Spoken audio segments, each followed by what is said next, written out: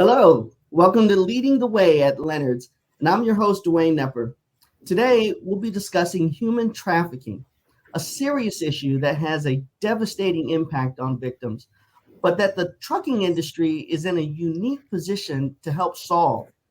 Joining me is Leonard's Express CEO, Ken Johnson. Welcome, Ken. Thanks, Dwayne. Great to be here.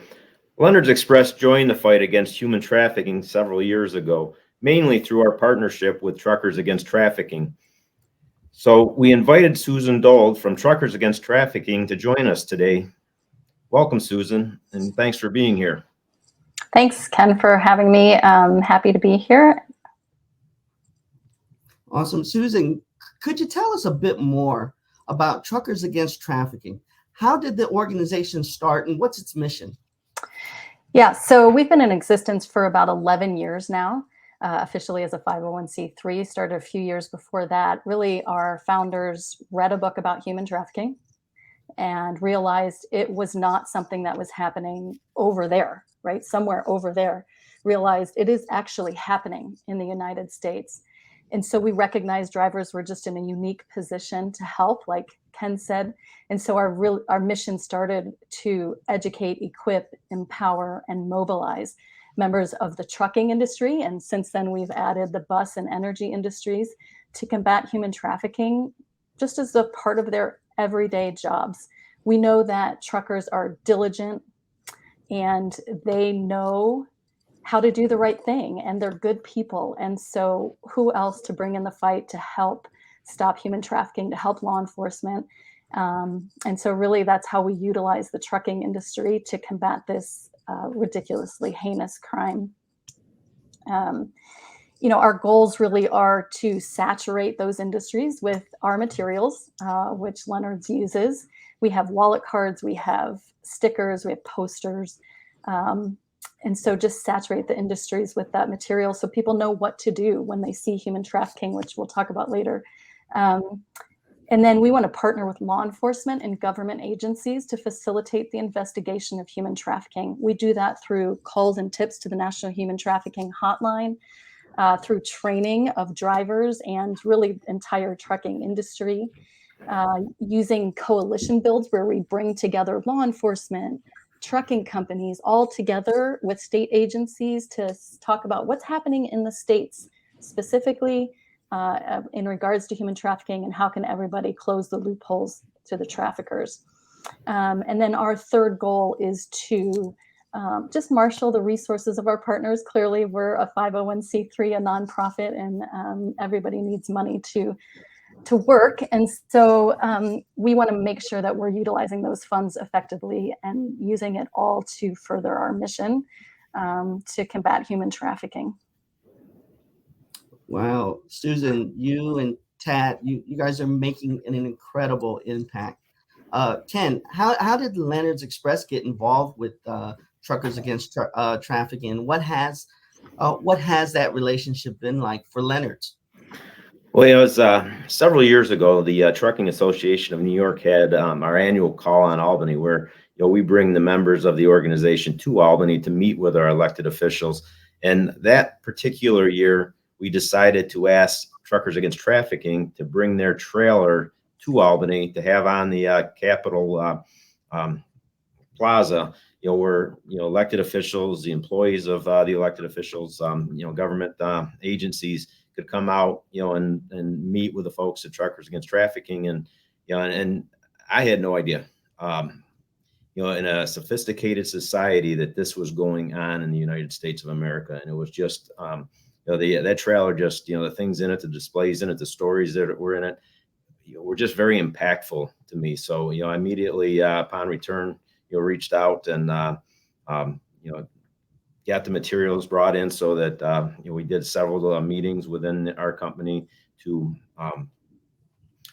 teach our employees not just the material that TAP provides for teaching the drivers specifically how to spot it, but also just that this is even going on, and make people aware, and open their minds to that there's a world out there that some of us didn't know existed. And so now it's a part of our orientation. Every driver, and we put most of our other employees through the orientation as well.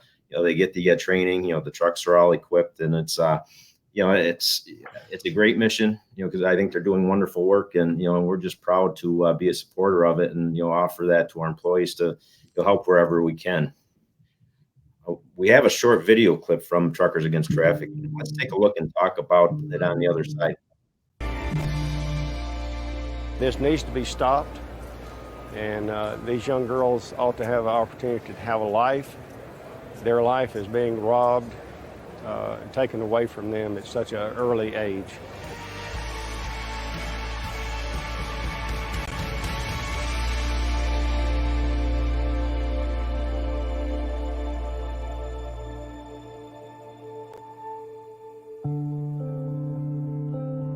It was me and my cousin Chrissy and my cousin Cody. We went in and asked my mom if we could go down and get some Frosties before dinner. And she said, yeah. Me and Chrissy's walking, and that's when the Lincoln pulled up.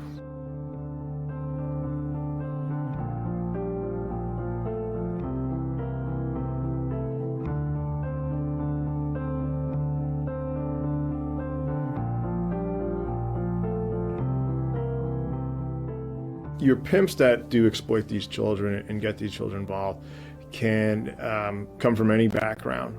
Your pimps are your individuals that will look for vulnerable kids.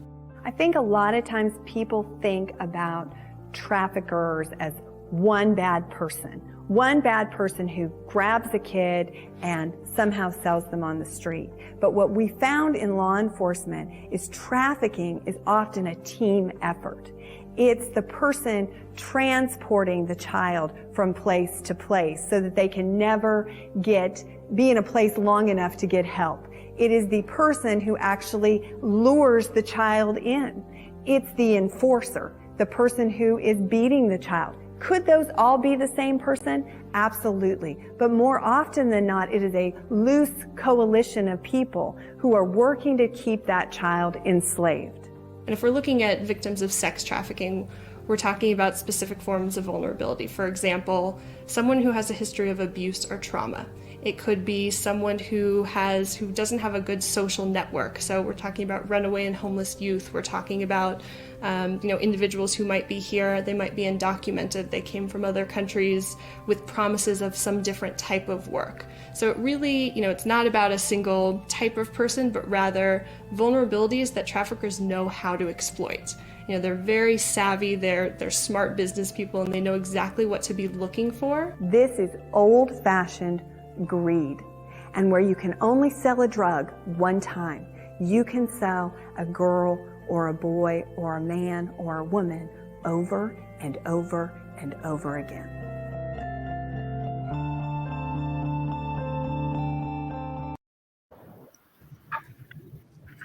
Wow, Susan, that video is very eye-opening. Thanks for sharing that. Can you tell us how your training programs are helping drivers to be more aware of human trafficking and how to stop it? Yeah, absolutely. So usually I like to start with the definition of human trafficking. So let's just do that real quickly so we're all on the same page, right? Human trafficking is the exploitation of human beings through force, fraud, or coercion. And so you heard that in the tape, our training video there of the pimps, the exploiters. They use force, fraud, and coercion, right, to trap these women, to girls, to keep them in the life. And so, yeah, human trafficking, exploitation of human beings through force, fraud, or coercion for the purposes of either commercial sex or forced labor. So we can't forget, actually, forced labor is also happening in the United States. We just focus typically on commercial sex trafficking with Truckers Against Trafficking. So it's forced fraud or coercion for the purposes of commercial sex or forced labor where that third party is making a profit. So that's our definition of human trafficking, just so we're all on the same page. And we train with our training video. It's 27 minutes long. We realize that the trucking industry is in a great position. to spot human trafficking, because this is a crime that is brought literally to their doorstep, right? At rest stops, at motels and hotels. When we're talking about the bus industry, it's at bus terminals. Even dining at restaurants, you could see this happening. And so the trucking industry is in a unique position to be at a lot of these places where trafficking is happening, can spot it, and can call it in. And really, our video and our resources point everyone to the fact that we want drivers to call the National Human Trafficking Hotline number, and we'll have that number for you at the end. I can see it here. It's 888-3737-888. But we just want drivers to make the call from the safety of their cab. We do not want drivers approaching any potential traffickers or victims, because that puts everybody in danger, and also potentially prohibits law enforcement from getting out to wherever this is occurring and arresting the pimps or the traffickers, and then, you know, getting the victims the help that they need. I will say that hotline is to call in tips. It is also in case, let's just say we've had truck drivers get knocks on their door asking for help. And so that hotline can also be utilized as a resource for potential victims. They provide bus trips back home. They provide any other transportation that might be needed, or, you know, hotel stays, food, things like that. So that hotline is really key for our truck drivers. If there's a crime in progress, absolutely call 911, call local law enforcement. So our training programs are just simply that. They're videos that safety directors show. If truck drivers are owner operators, they can certainly go on our website or YouTube and look at the video, the training video. We like to keep track of numbers, but really our goal is to get drivers trained, really the entire trucking industry trained on how to spot human trafficking and to call it in. Yeah, you know, human trafficking is a problem that takes place in the shadows, and unless we're paying attention to human trafficking, we'll continue to see this. It'll continue to be exploited, and it's really an overlooked tragedy. And it just sounds like training is an essential step to make sure drivers are educated and know what to look for. Ken, have you gotten any feedback from drivers or and other employees on the training, or any experiences they've had out on the road? Yeah, sure, Dwayne. You know, I've had several conversations, and most of them, you know, like me, were, you know, surprised to learn, you know, what is really going on. You know, I think if you've driven any length of time, spent any time at all in a rest area or a truck stop, or, you know, other places, you know, that our drivers, you know, find to park for the night or for their breaks, you know, they've seen it, or maybe even been approached and just brushed it off as prostitution, not recognizing that there may be more to the story. You know, and I think that the training opened their eyes to that. You know, that you know, that it's important if they see something going on, you know, they know what to look for, and more importantly, they know how to handle it. Because, you know, simply calling the police if you recognize it doesn't always work is one of the first things I learned. That the calling the hotline, you know, they are better trained to not just come in and make a simple prostitution arrest. You know, that they'll look into things a little more thoroughly. And I think, you know, that, you know, is what the feedback I got from the folks I've talked to about this, you know, within our organization, takeaway, you know, is that it's a bigger, broader, and, you know, that there's more to it than meets the eye, and knowing that, you know, helps them, you know, if they see it, you know, to get involved in the appropriate way by making the right phone calls. Ken, I love that you said, you know, looking at this a different way, because we talk about that all the time. You can't just look and say, oh, this is just a prostitute. You know, there's so much more typically behind that. Right. No young girl wants to go out and sell herself for sex. Right. Nobody. And so let's look behind that. Let's really open our eyes to what's happening, and recognizing that it could be something definitely much more. And like you said, the hotline has resources, and they know people to call, like the correct law enforcement to call, who has victim-centered approach, as we call it, to really dig in and separate the potential trafficker from the potential victim to actually figure out what's going on to see if it is trafficking. Right. I love it. Yeah, it's that was surprising to me, to learn that not every police agency has the necessary training to get involved at the right level. Yeah, and we also do law enforcement training. So, anybody who has friends in law enforcement can certainly reach out to their friends and say, hey, have you taken the Truckers Against Trafficking law enforcement training? Right. Get in touch with them. We have a 4-hour in-depth training as well that we can provide, but we also just have a video if anybody's interested in that. Sure. The trucking industry is such a driving force, an army in itself that can be the eyes, ears to this problem out there. Susan, the video clip is sobering to Sherry's story, where a trucker did the right thing, and the impact on just that one phone call. I don't know if you have any other stories to share with us where truckers have made great ending to that benefit. Mm-hmm. Yeah. So we do have what we call a Harriet Tubman Award every year that we give to somebody in the trucking, bus, or energy industries who made a call to save a life. So we definitely have examples there. We have one truck driver, Kevin Kimmel. He was in a truck stop, and this was years ago, but he was in a truck stop and saw an RV in the truck stop, and things happening in that RV that he thought was a little odd. And it wasn't until he saw someone peek out from the back of the RV to have her head just taken right back as if she was pulled back and the curtains closed, when he thought, there is something wrong here. Definitely. And he called the police. The police came out. Thankfully, they were trained. They separated the victim from her traffickers, and they arrested them. And so these two, Laura Sorensen and Aldair Hodza, were sent to jail, and they got 40 and 41 years in prison for trafficking this young woman. They were just taking her from place to place, putting up ads on Craigslist, and men were answering that and coming to the RV. So he definitely saved her life. She was so very, very thankful for that, and her dad too. We've had a call. We talked briefly about the stickers. I think we've got stickers that we put on, or truck drivers can put on their windows, that says "Need help." Right? It has the text and the phone number for the National Human Trafficking Hotline. Well, Arian Taylor was sitting in his truck, minding his business. Not even really, I don't think, at a truck stop, just sort of in an industrial area waiting, and got a knock on his door from a young lady who had been dropped there by a potential trafficker. So her cousin's boyfriend was trying to traffic her, and she didn't want to have anything to do with it.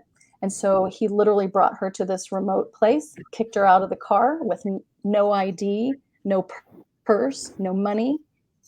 And who knows for what reason? Maybe to scare her. Maybe he was going to come back. Maybe he was just going to leave her. Who knows? And she knocked on his door because he had a sticker, and he brought her into the truck, called the National Human Trafficking Hotline number, and got her back home safely. Wow. Yeah. So, we know of other calls too that have been made by truckers, and we just can't tell them all, but those are some two good examples of truck drivers making calls. Sure. We've already hit on some of these in this next question is how can drivers help keep an eye out for human trafficking, and what's really the best way to report these situations? Yeah. So, of course, I've said it a couple of times here, call the National Human Trafficking Hotline number. But how do you even know trafficking is happening, right? So maybe someone might be listening to us right now like, what? But I haven't heard the signs. And so, of course, there's all kinds of different signs, but let's just say you're at a truck stop.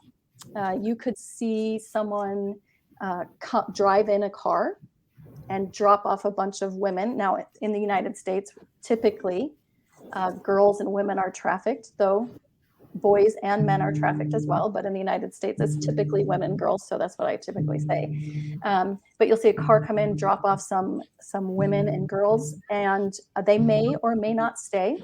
We talked about definition of human trafficking, but these are the invisible chains of force, fraud, and coercion that are used. And so the traffickers don't need to have any actual physical chains on these women to have them comply, or girls. And so they may come in, drop them off, and then you'll see these girls walking around and knocking on doors. You might see maybe someone with their trafficker at a restaurant, potentially, someone who doesn't talk for themselves. Maybe they don't have their own ID. They could have branding. So a lot of times the traffickers will tattoo their victims somewhere that says daddy's girl or a $sign or something like that, that will denote them as the trafficker's property. You might also, just see some women and girls, maybe if you're at a hotel, that maybe aren't dressed for the season, that might look scared. So there's lots of different ways you might be able to spot trafficking. And again, calling the National Human Trafficking Hotline number from the safety of wherever you are. Do not approach traffickers. If you happen to be, let's say, in a restroom and someone is crying, someone is on a phone, they're talking about quotas, right? So anytime anyone's talking about a quota, they have a pimp or a trafficker.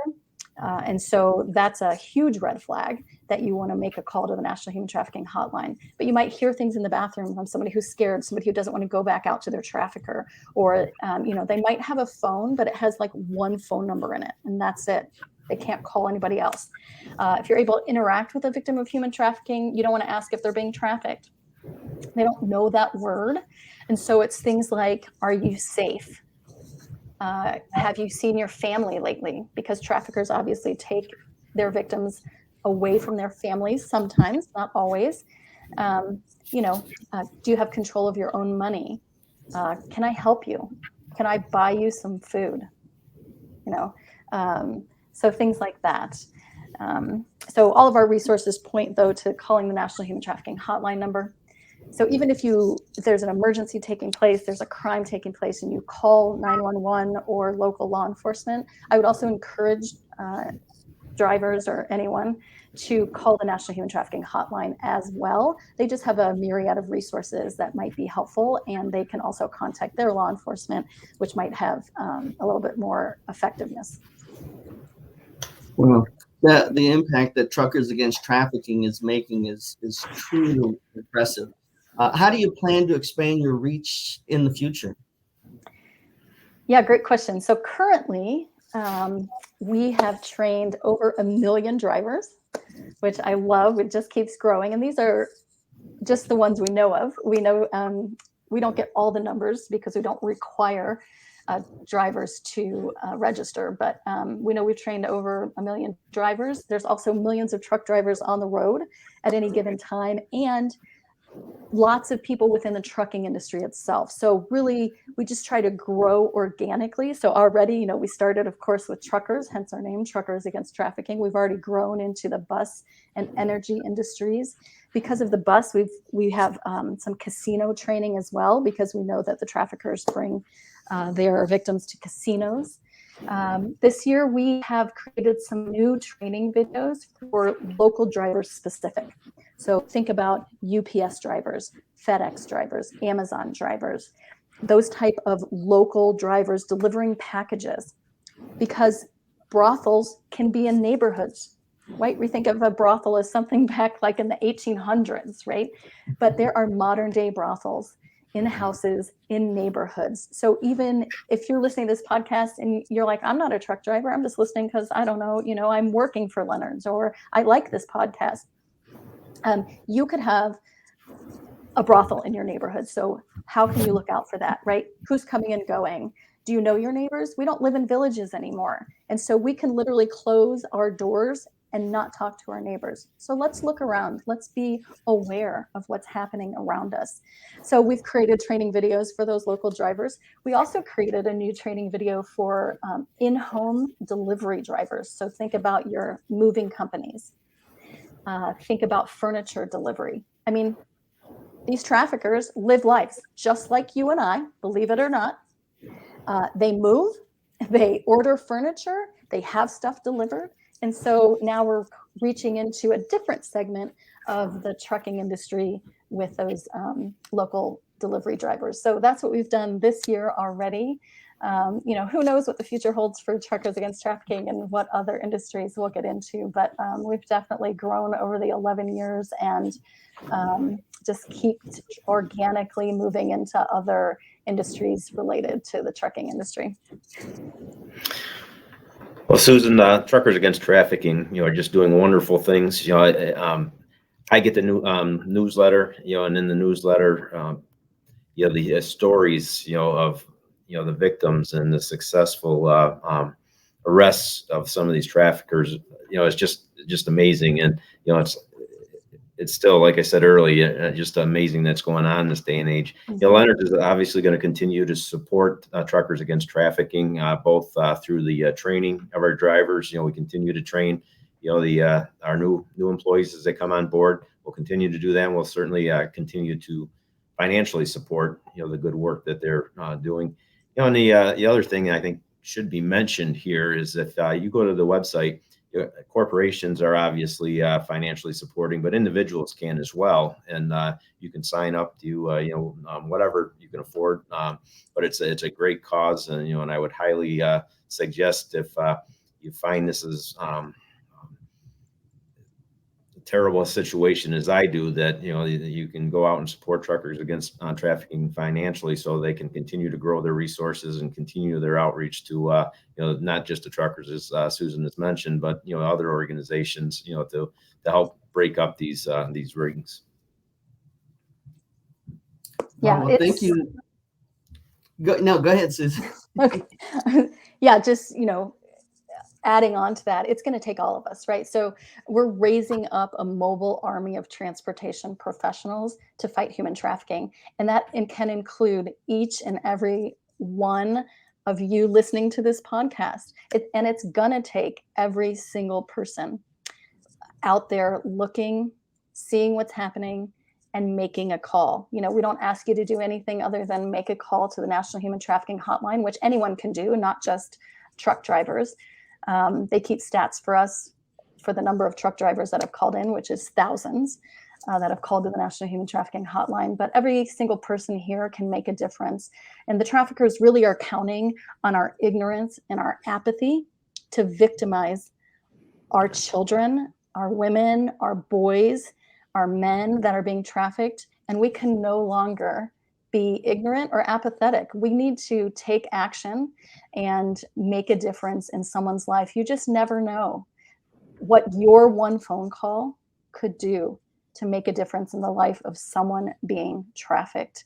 And so I just encourage everyone to take a look around, put the National Human Trafficking Hotline number in your phone.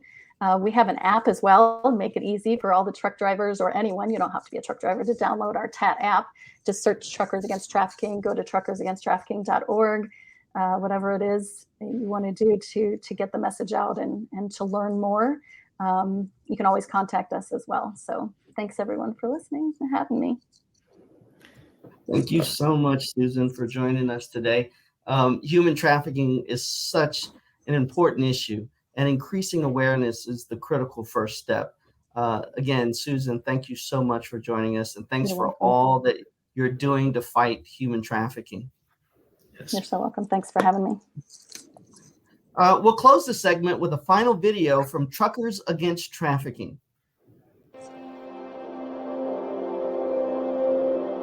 There's 2.4 million CDL drivers in the United States.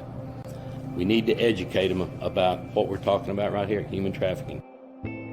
We can make an impact. We can change everything that goes on out there by getting involved. Thank God what saved me was that truck driver that called in and said, hey, this is whoever at the truck stop, and we have some girls out here that look pretty young. 911. A couple of girls that picked up 167 trying to do business out here.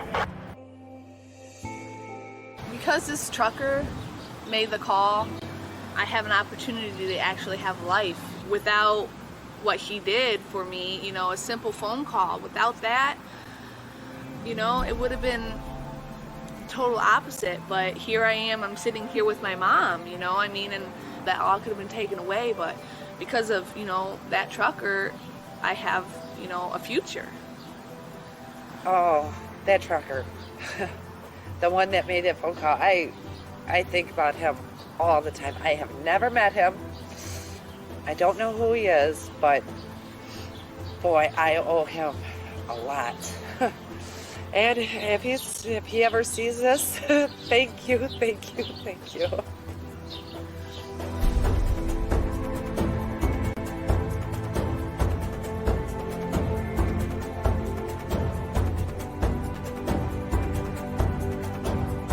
Get on your cell phone. I mean, you know, get the TAC card, get the hotline number, call, and if it's someone in trouble, and the cops will show up, it's going to give them a chance to come clean with what's going on, maybe get out of the situation that they're in. So, you know, call the hotline, go inside, tell the management of the truck stop.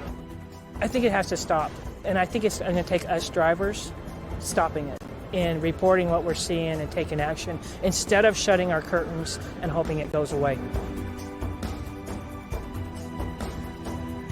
I am a team truck driver with my husband, Bob. I've been a 16-year veteran of over-the-road truck driving. I've been driving for 26 years. And I am a trucker against trafficking. And I'm a trucker against trafficking. I'm a trucker against trafficking. I am a trucker against trafficking. My name is Andre, and I'm a trucker against trafficking. And I am a trucker against trafficking.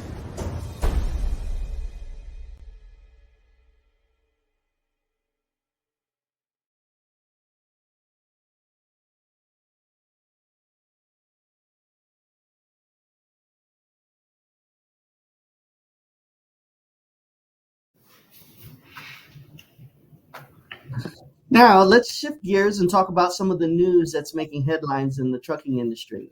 Ken, what's on your radar this week? Thanks, Dwayne. First, to follow up from a couple episodes ago, I spoke about the AB5 bill, or legislation rather, out of California that uses the ABC approach to defining an independent contractor, which would, in essence, make trucking not be able to use independent contractors in the state of California. The Supreme Court has decided not to hear the case, so it goes back to California as law. And so we're waiting as an industry to see what kind of impact that's going to have on the overall industry in California, as well as whether other states or the federal government will look at that and start to possibly roll out other laws that make it challenging for independents. As a company, when they first introduced the bill, we decided not to recruit independents in California, just waiting the outcome. So it's really not going to have an immediate impact on Leonard's, but yeah, we're going to follow it because, as the industry goes, it sometimes, has an impact on us. And certainly if it starts to spread to other states and even nationally, it would have a huge impact on our company. In other news, the EPA back in the middle of June had a technical issue with the software and the hardware they use to collect the national fuel averages. We're in July of 2022, and it's dealing with some of the highest fuel prices in history, and we rely on those numbers to adjust our fuel surcharges every week. And so we've gone the last 3 weeks without that data, without being able to adjust our fuel surcharges. And in some cases, not even be able to bill our customers until we got the updates.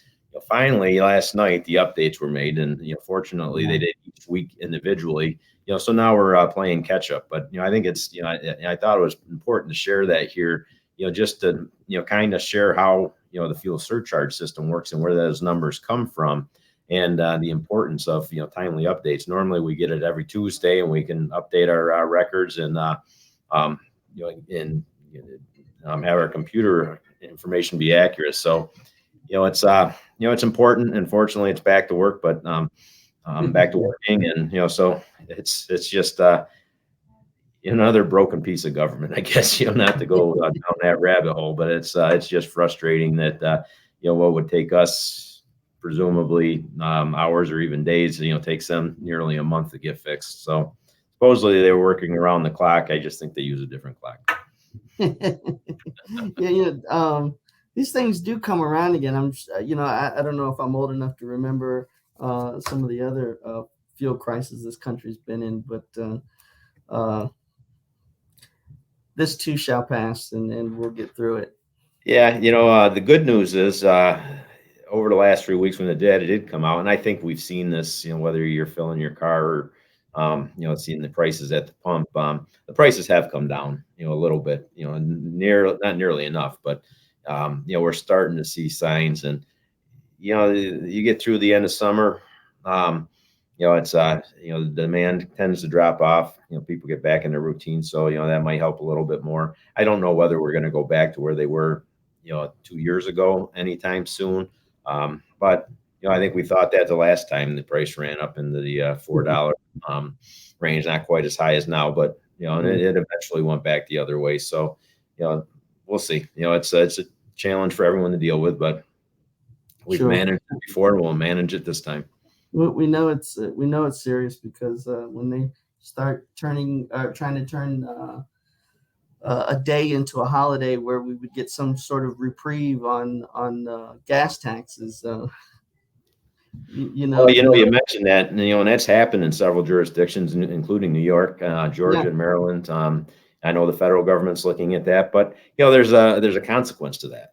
Certainly it's a short-term solution. I think in New York the price went up. Of the product went up more than the tax they removed within a couple of days of them removing it. So it really, I guess it prevented, higher costs, but, still, and those dollars go to maintain the roads, so, the roads and bridges. So they're not collecting it. It's either coming from someplace else or, the roads and bridges aren't getting fixed. It's most of them are very short, durations. I think New York was the first June through the end of the year, and so it'll be interesting to see what happens then. But it's it's one remedy, but it's not a long-term solution to the problem.